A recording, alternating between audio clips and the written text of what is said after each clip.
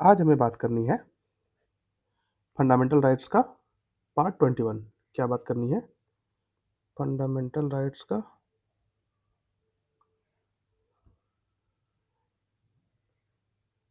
Fundamental rights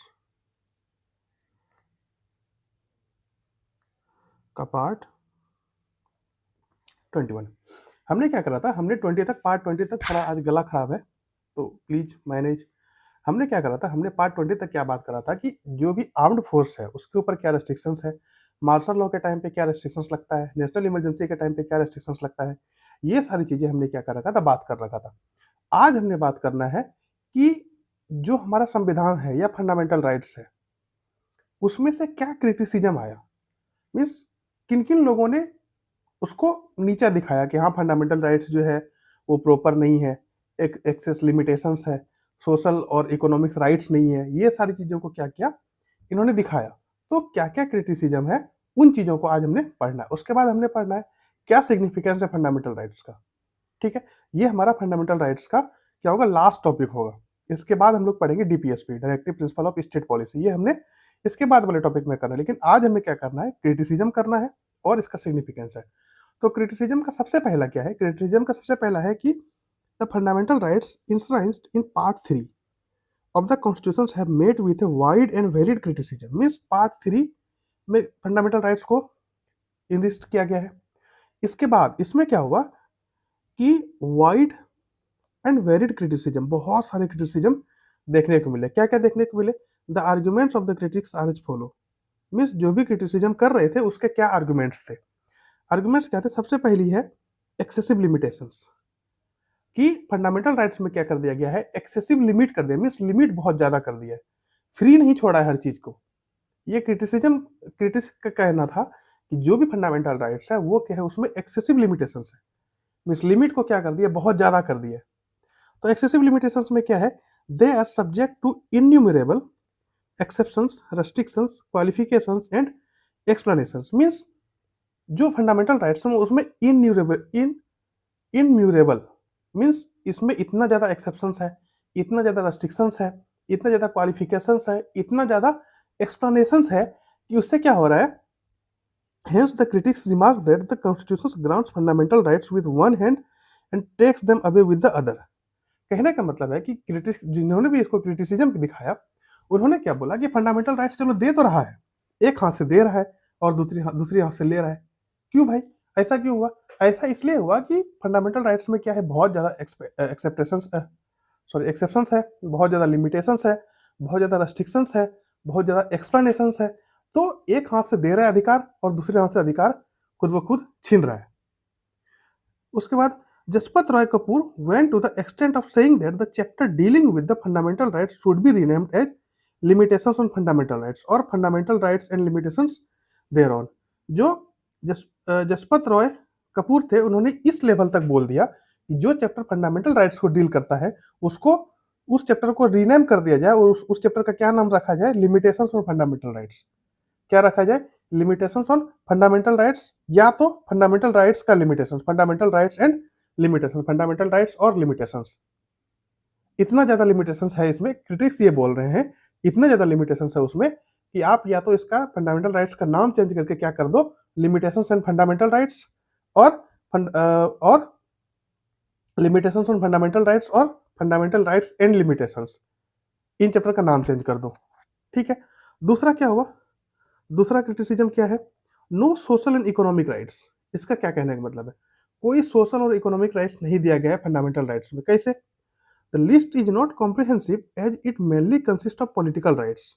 list क्या है, list comprehensive नहीं है, लिस्ट कॉम्प्रिहेंसिव नहीं है। इसमें मेनली क्या कंसिस्ट करता है, पॉलिटिकल राइट्स। इसमें मेनली क्या कंसिस्ट करता है, पॉलिटिकल राइट्स कंसिस्ट करता है। जैसे it makes no provision for important social and economic rights like right to security, right to social security, right to work, right to employment, right to arrest and leisure and so on। Means कहने का मतलब है कि जो सिर्फ fundamental rights क्या है, fundamental rights comprehensive नहीं है। फंडामेंटल राइट्स को सिर्फ क्या बोला गया कि सिर्फ इसमें मेनली किस क्या कॉन्सिस्ट है, पॉलिटिकल राइट्स को कॉन्सिस्ट किया गया है।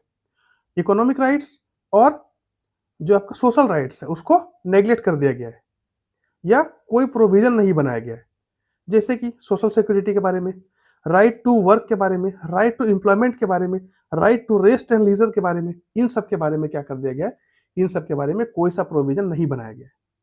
तो सिर्फ किसके ऊपर फोकस क्या है, सिर्फ फोकस क्या है आपका, सिर्फ फोकस क्या है, पॉलिटिकल राइट्स के ऊपर। किसके ऊपर फोकस क्या है, सिर्फ, एक मिनट,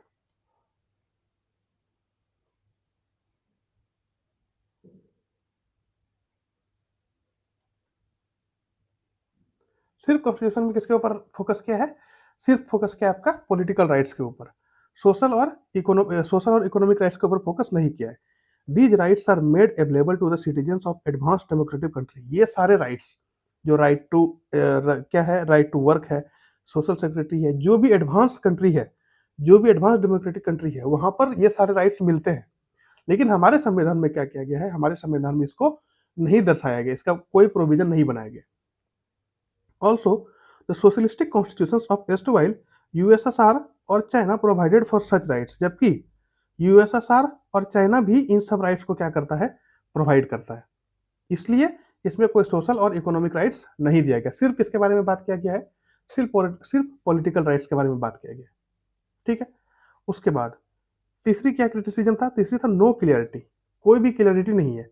क्या क्लियरिटी नहीं है, they are stated in a vague indefinite and ambiguous manner. Indefinite और एम्बिगुअस मैनर की तरह इसको लिखा गया, जैसे the various phrases and words used in this chapter like public order, minorities, reasonable restrictions, public interest and so on are not clearly defined. जैसे public order है, minorities है, रीजनेबल रेस्ट्रिक्शंस है, पब्लिक इंटरेस्ट है, इन सब word को proper तरीके से डिफाइन नहीं किया गया है, सिर्फ ये वर्ड लिख करके छोड़ दिया गया। अब माइनॉरिटीज के बारे में बात करते हैं। हमने पिछले लेक्चर में भी माइनॉरिटीज के बारे में बात करा है। तो माइनॉरिटीज का क्या मतलब है, माइनॉरिटी कहने का मतलब है कि प्रॉपर, एक तो प्रॉपर डेफिनेशन नहीं है कि हाँ माइनॉरिटी में कौन कौन आएगा या किसको किसको इंक्लूड किया जा सकता है, इन सारी चीजों को नहीं डाला गया है, सिर्फ वर्ड लिख दिया, उसके बारे में कोई एक्सप्लेनेशन है ही नहीं। ठीक है, तो इसलिए क्या किया गया है, इसमें कोई क्लियरिटी नहीं है। The language used to describe them is very complicated and beyond the comprehensions of the common man. Means इसमें जो भी वर्ड या जो भी लैंग्वेज को यूज किया गया है वो बियॉन्ड कॉम्प्रिहेंशन है। मीन्स जो भी कॉमन लोग हैं, कॉमन मैन है, उनके समझ से बाहर है ये, क्योंकि क्लियरिटी है ही नहीं, इसलिए उनके समझ से बिल्कुल बाहर है। उसके बाद it is alleged that the constitution was made by the lawyer for the lawyer.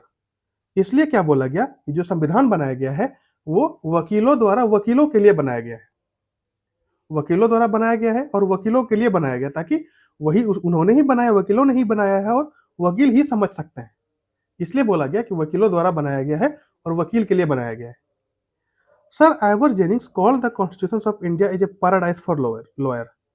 Means sir Ivor Jennings ने क्या बोला कि जो कॉन्स्टिट्यूशन ऑफ इंडिया है वो पैराडाइज फॉर लॉयर्स है, वकीलों का एक पैराडाइज है।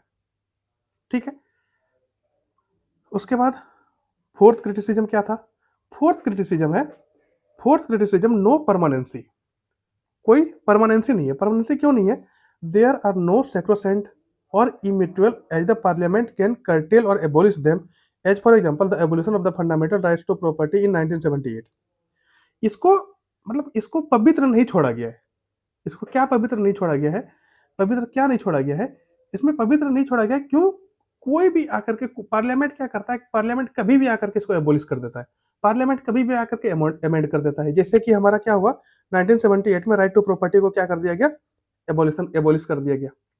तो इसका कोई पवित्रता नहीं रखा गया है, कोई परमानेंसी नहीं है, कोई परमानेंट चीजें नहीं है कि हाँ परमानेंट चीजें हैं जो जो अब वो चेंज नहीं हो सकता, एक बार जो लिख दिया तो लिख दिया, वो चेंज नहीं हो सकता।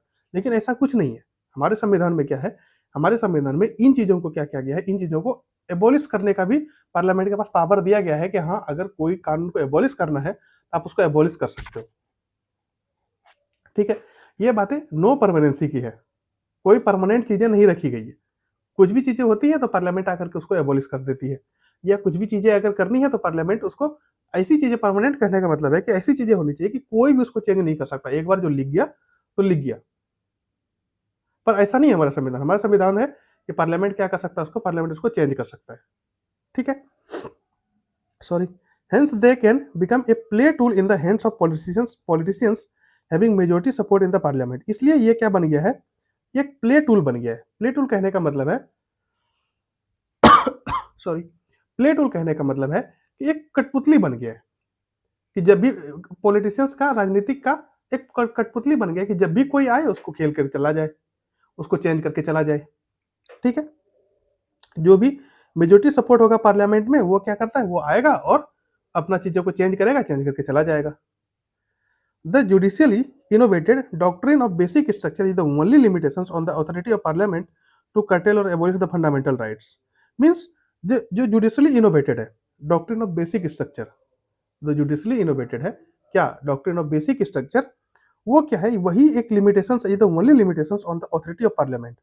पार्लियामेंट के पास सिर्फ वही लिमिटेशंस होना चाहिए, या वही लिमिटेशंस है जो पार्लियामेंट के पास ऑथोरिटी है टू कर्टेल और एबोलिश द फंडामेंटल राइट्स, जो कि क्या कर सकता है, जिसके कारण क्या कर सकता है, कर्टेल करता है या फंडामेंटल राइट्स को एबोलिश करता है। ठीक है, उसके बाद सस्पेंशन ड्यूरिंग इमरजेंसी, उसके बाद क्या क्रिटिसिज्म था, सस्पेंशन ड्यूरिंग इमरजेंसी। इसमें क्या है, the suspension of their enforcement during operations of national emergency except article 20 and article 21 is another blot on the efficiency of these rights. देखिए, हमने इससे पहले पढ़ा था कि नेशनल इमरजेंसी के टाइम में क्या होगा, फंडामेंटल राइट्स क्या हो जाएगा, सस्पेंड हो जाएगा, एक्सेप्ट कौन सा, आर्टिकल 20 और आर्टिकल 21। इसके अलावा क्या होता है, इसके अलावा वो सस्पेंस, इसके अलावा क्या होता है, इसके अलावा सस्पेंड हो जाएगा। इसके अलावा क्या होगा, इसके अलावा जो भी राइट्स है वो फंडामेंटल राइट्स क्या हो जाएगा, सस्पेंड हो जाएगा। तो कहने का मतलब है कि ये भी एक अनदर ब्लॉट है। क्या है कि क्या राइट्स का एफिशिएंसी है, क्या एफिशिएंसी है राइट्स का, कि बार बार सस्पेंड हो जा रहा है, फिर आ जा रहा है, फिर सस्पेंड हो रहा है, फिर आ जा रहा है।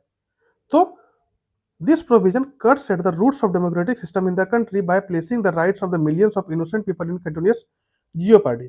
कहने का मतलब है इस राइट्स के अकॉर्डिंग इस प्रोविजन, ये प्रोविजन क्या करता है कि डेमोक्रेटिक सिस्टम में, हमारे देश में जो डेमोक्रेटिक सिस्टम है उसमें क्या करता है, मिलियंस ऑफ इनोसेंट पीपल को खड़ा कर देता है, मिलियंस ऑफ इनोसेंट पीपल के सामने खड़ा कर देता है इमरजेंसी के टाइम पे, और बोल दिया जाता है कि हाँ, आपका जो फंडामेंटल राइट्स है उसको एबोलिश कर दिया गया या उसको सस्पेंड कर दिया गया।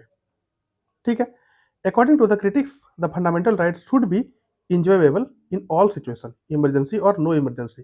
क्रिटिक्स के अकॉर्डिंग क्या था, क्रिटिक्स के अकॉर्डिंग यह है कि फंडामेंटल राइट्स क्या होना चाहिए, इंजॉयबल होना चाहिए, चाहे वो इमरजेंसी हो या इमरजेंसी ना हो।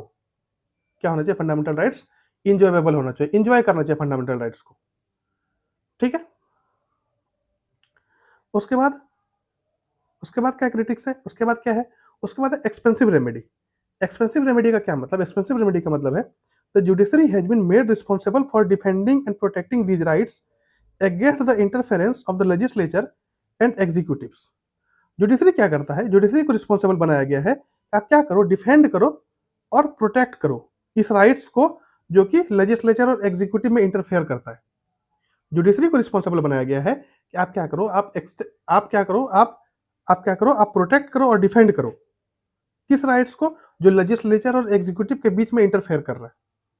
इसको क्या करो, इसको प्रोटेक्ट करो और डिफेंड करो। However, the judicial process is too expensive and hinders the common man from getting his or her rights enforced through the courts. क्यों? क्योंकि जुडिशियल प्रोसेस जो है वो बहुत ज्यादा एक्सपेंसिव है, judicial process is too expensive, जिसके कारण, जिसमें कि क्या हो रहा है, कॉमन मैन को हिंड्रेंस हो रहा है, कॉमन मैन को तकलीफ हो रही है। क्यों तकलीफ हो रही है, enforce through the court, court के थ्रू जो इन्फोर्स कर दिया जा रहा है वो कॉमन मैन को तकलीफ दे रही है। Hence the critics say that the rights benefit mainly the rich sections of the Indian society. इसलिए क्रिटिक्स क्या बोलते हैं, क्रिटिक्स बोलते हैं ये जो अधिकार है, ये फंडामेंटल राइट्स है, सिर्फ rich section of the society को दिया गया है। मेनली ये किसके लिए है, rich section of the society के लिए है, ये क्रिटिक्स का कहना है। उसके बाद सेवंथ नंबर क्या है, सेवंथ नंबर क्या क्रिटिसिज्म है, प्रिवेंटिव डिटेंशन। प्रिवेंटिव डिटेंशन क्या कहता है, the critics assert that the provision for preventive detention article 22 takes away the spirit and substance of the chapter on fundamental rights. Means article 22 के according क्या कहता है, इस प्रोविजन में, आर्टिकल 22 के प्रोविजन में क्या है, आर्टिकल 22 के प्रोविजन में है कि ये क्रिटिक्स बोलना चाह रहा है कि जो स्पिरिट है वो क्या कर रहा है, वो डिटेंशन के थ्रू ले जा रहा है, कभी भी किसी का भी डिटेंशन कर दिया, प्रिवेंटिव डिटेंशन कर दिया। ठीक है, it confers arbitrary powers on the state and negates individual liberty. ये क्या करता है, ये जो प्रिवेंटिव डिटेंशन का पावर है, ये क्या करता है, ये किसी भी स्टेट को क्या करता है, किसी भी स्टेट को एक एक मीन्स कहते हैं एक आर्बिट्री पावर दे दिया है कि आप जब भी इसको चाहो यूज कर सकते हो। अगेंस्ट था किसके अगेंस्ट, इंडिविजुअल लिबर्टी के अगेंस्ट। लिबर्टी तो बचा नहीं, कभी भी प्रिवेंटिव डिटेंशन हो सकता है। It justify the criticism that the constitutions of India deals more with the rights of the state against the individual than the with the rights of individual against the state.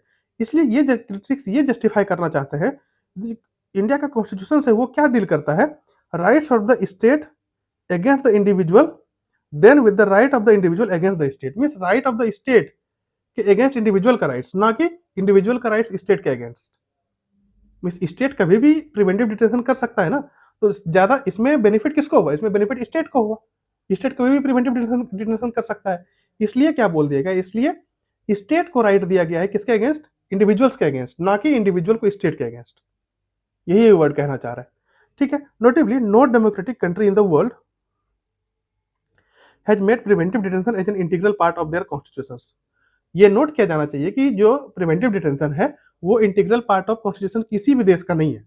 विश्व में किसी भी देश का integral part नहीं है preventive detention, ठीक है। देश में किसी का भी इंटीग्रल पार्ट नहीं है प्रिवेंटिव डिटेंशन, जो कि इंडिया में बनाया गया।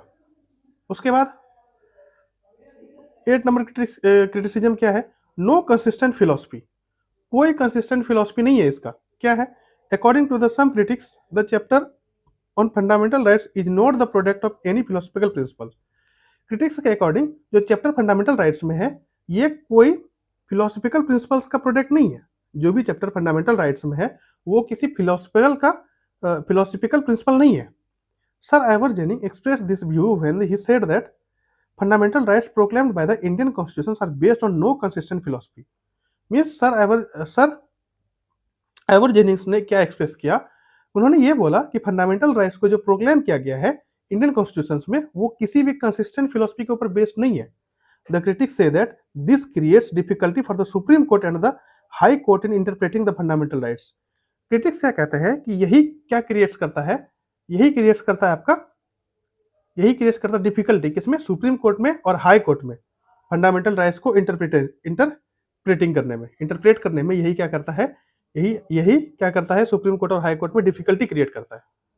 अब नेक्स्ट टॉपिक है हमारा significance of fundamental rights. Significance क्या है फंडामेंटल राइट्स का। In spite of the above criticism the shortcomings the fundamental rights significant in following respect. कुछ रिस्पेक्ट में क्या है फंडामेंटल राइट्स का सिग्निफिकेंस है। क्या सिग्निफिकेंस है, they constitute the bedrock of the democratic system in the country. Bedrock means base, क्या करता है डेमोक्रेटिक सिस्टम में एक बेस की तरह करता है fundamental rights. They provide necessary condition for the material and moral protection of man. वो फंडामेंटल राइट्स क्या कर रहा है, नेसेसरी कंडीशन प्रोवाइड कर रहा है। कहाँ, for the material and moral protection of man, चाहे मटेरियल का प्रोटेक्शन हो या मैन का मोरल प्रोटेक्शन हो, इसमें क्या कर रहा है, इसमें ये नेसेसरी कंडीशन प्रोवाइड कर रहा है। They serve as the formidable bulwark of the individual liberty. ये इंडिविजुअल लिबर्टी को क्या करता है, बचा करके रख रहा है। They facilitate the establishment of the rule of law in the country. यही फंडामेंटल राइट्स क्या करता है, रूल ऑफ लॉ को इस्टेब्लिश करने में हेल्प करता है। They protect the interest of minorities and weaker section of society. यही क्या करता है, interest of minorities and weaker section of society को प्रोटेक्ट करता है। They strengthen the secular fabrics of the Indian state. Indian state का जो secular fabric है उसको प्रोटेक्ट करके रखता है। They check the absoluteness of the authority of the government. ये ऑथोरिटी ऑफ द गवर्नमेंट का जो एब्सोल्यूट पावर है, ये एब्सोल्यूटनेस है, उसको चेक करके रखता है, चेक करता रहता है। They laid on the foundation stone of the social equality and social justice.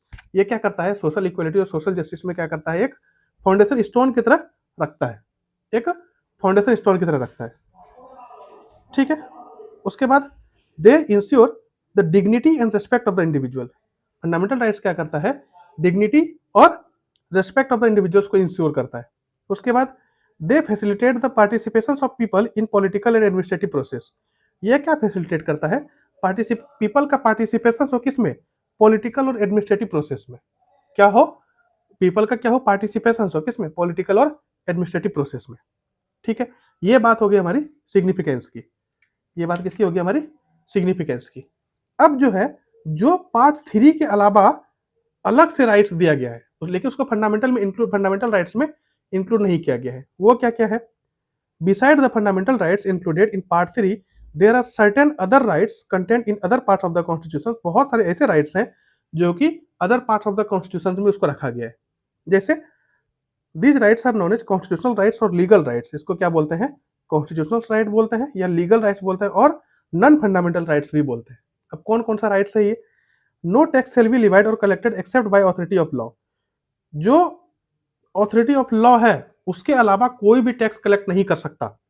Article 265 in part 12 में ये आर्टिकल 265 में दिया हुआ है कि कोई भी जो अथॉरिटी ऑफ लॉ ने बना दिया, लॉ ने जो बना दिया टैक्स कलेक्ट करने का, जिसको अथॉरिटी दिया है वही टैक्स कलेक्ट कर सकता है, उसके अलावा कोई भी टैक्स कलेक्ट नहीं कर सकता। दूसरी बात, no person shall be deprived of his और her property save by authority of law. कोई भी अगर कोई भी प्रॉपर्टी सेव किया गया है लॉ के द्वारा, उसको कोई भी पर्सन डिप्राइव नहीं कर सकता। ये किस में दिया गया है? ये आर्टिकल 300A में पार्ट 12 में दिया गया है। ठीक है, कोई भी पर्सन क्या कर सकता है? कोई भी पर्सन अगर किसी कानून से किसी को प्रॉपर्टी मिला गया है, किसी कानूनी तरीके से अगर किसी का प्रॉपर्टी है, तो वो कोई भी आदमी उसको डिप्राइव नहीं कर सकता उस प्रॉपर्टी से। ठीक है, उसके बाद trade, commerce and intercourse through out the territory of India shall be free. Means जो भी ट्रेड हो, जो भी कॉमर्स हो, जो भी मीन्स टेरिटरी ऑफ इंडिया में जो भी चीजें हो, चाहे ट्रेड हो चाहे कॉमर्स हो, कुछ भी चीजें हो, तो वो क्या होगा? वो फ्री ऑफ कॉस्ट होगा। टेरिटरी ऑफ इंडिया के अंदर अगर कुछ भी ट्रेड हो रहा है, कोई भी कॉमर्स है, कुछ भी चीजें अगर हो रही है, तो वो क्या होगा? वो फ्री ऑफ कॉस्ट होगा। वो क्या होगा? वो फ्री ऑफ कॉस्ट होगा। ये आर्टिकल 301 में दिया गया है पार्ट 13 में। ठीक है, the elections to the Lok Sabha and the state legislative assembly shall be on the basis of adult suffrage. इस किसके बेसिस पे होगा? लोकसभा का इलेक्शंस और स्टेट लेजिस्लेटिव असेंबली का इलेक्शन किसके बेसिस पे होगा? On the basis of adult suffrage. Article 326 में दिया है पार्ट 15 में। पार्ट 15 में ये दिया गया है कि जो भी इलेक्शन होगा, चाहे वो लोकसभा का हो चाहे वो स्टेट लेजिस्लेटिव असेंबली का हो, किसके बेसिस पे होगा? On the basis of adult suffrage. किसके बेसिस पे? On the basis of adult suffrage पे होगा। ठीक है, even though the above rights are equally justiciable. ये पूरा ऊपर वाला राइट्स जो है वो इक्वली जस्टिसेबल है। They are different from the fundamental rights. लेकिन ये क्या है? ये फंडामेंटल राइट्स से अलग है। कैसे अलग है? In case of violation of the fundamental rights, the aggrieved persons can directly move to the supreme court for its enforcement under article 32। Article 32 के अकॉर्डिंग अगर देखा जाए तो अगर मान लीजिए फंडामेंटल राइट्स को कोई क्या कर रहा है, वायलेट कर रहा है, वो डायरेक्टली सुप्रीम कोर्ट जा सकता है कि हाँ भाई हमारा फंडामेंटल राइट्स क्या हुआ है, हमारा फंडामेंटल राइट्स इन्फ्रिंज हुआ है, या हमारा फंडामेंटल राइट्स क्या हुआ है, हमारा फंडामेंटल राइट्स को कोई वायलेट किया है। वो डायरेक्टली क्या कर सकता है? सुप्रीम कोर्ट इन्फोर्स कर सकता है, which is in self as fundamental rights. जबकि सुप्रीम कोर्ट जाना भी एक फंडामेंटल राइट्स है। लेकिन but in case of violation of the above rights, अगर जो हमने ऊपर पढ़ा, अगर हमारे उस राइट्स में से कुछ भी राइट्स अगर वायलेट हो रहा है, then the aggrieved person can not avail this constitutional remedy. तो फिर क्या हो सकता है? तो फिर जो भी जिन पर्सन का भी ये अवेलेबल, जिन पर्सन का भी ये राइट्स छीना गया है, वो उसके पास कोई भी कॉन्स्टिट्यूशनल रेमेडी नहीं है। ही और she can move the high court by an ordinary suits और under article 226 writ jurisdictions of high court. वो कहाँ जा सकते हैं? वो हाई कोर्ट जा सकते हैं अंडर आर्टिकल 226। क्या 226 क्या बोलता है? Writ jurisdictions of high court. ठीक है, वो डायरेक्टली सुप्रीम कोर्ट नहीं जा सकते। ये बात होगी हमारी जो हमारे बाहर की थी। उसके बाद आर्टिकल्स रिलेटेड टू फंडामेंटल्स एक बार देख लेते हैं क्या है। आर्टिकल 12 क्या कह रहा था? डेफिनेशन ऑफ स्टेट दे रहा था। Article 13 law in consistence with और in derogations of fundamental rights. Right to equality कहाँ से शुरू हुआ? Article 14 equality before law. Article 15 prohibition of discrimination on grounds of religious, race, caste, sex और place of birth. ठीक है, article 16 क्या कहता था? Equality of opportunity in matters of public employment. ठीक है, आर्टिकल 17 क्या कह रहा था? Abolition of untouchability. आर्टिकल 18 क्या कह रहा था? Evolution of titles. अब राइट टू फ्रीडम में क्या है? आर्टिकल 19 क्या कह रहा था? Protection of certain rights regarding freedom of speech. Protection article 20 क्या कह रहा था? Protections in respect of convictions for offences. Article 21 protections of life and personal liberty.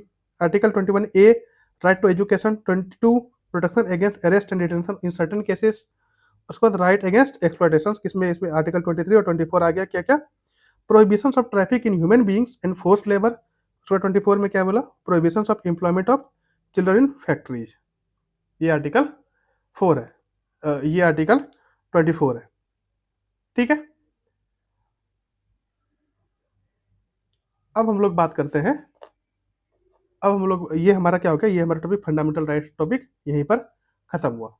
Next topic में हम लोग बात करेंगे, नेक्स्ट टॉपिक में हम लोग बात करेंगे, ये हमारा और भी कुछ राइट्स है, इसको भी देख लेते हैं। Right to freedom of religions, article 25 क्या कहता है, freedom of conscience and free profession practice and propagation of religions. ठीक है, आर्टिकल 26 क्या कहता है, freedom to manage religious affairs. Article 27 freedom as to payment of taxes for promotion of any particular religions. Article 28 क्या कह रहा है, freedom as to attendance at religious instructions और religious worship in certain educational institutions. उसके बाद cultural and educational rights में क्या कह रहा है, article 29 protection of interest of minorities. ठीक है, आर्टिकल 30 क्या कह रहा है, right of minorities to establish and administer educational institutions. उसके बाद राइट टू प्रॉपर्टी, ये इसको रिपेल्ड कर दिया गया है, कंपल्सरी एक्वाजिशन ऑफ प्रॉपर्टी, इसको रिपेल्ड कर देगा आर्टिकल 31 को। आर्टिकल 31 ये क्या कहता है, saving of law providing for acquisition of states. 31B validations of certain acts and regulations. 31C saving of law giving effect to certain directive principles. 31D saving of law in respect to anti-national activities. उसके बाद right to constitutional remedies, ये क्या है, ये आपका article 32 remedies for enforcement of right conferred by this part. 32A constitutional validity of state law not to be considered in proceedings under article 32, ये भी इसको रिपेल्ड कर दिया गया। आर्टिकल 33 क्या कह रहा है, power of parliament to modify the rights conferred by this part in their applications of forces. Article 34 restrictions of rights conferred by this part while martial law is in force in any area. ये article 33 34 है, ये किसके बात कर रहे हैं, 33 बात कर रहा है फोर्स के बारे में, जो रेस्ट्रिक्शंस लगाया गया है वो।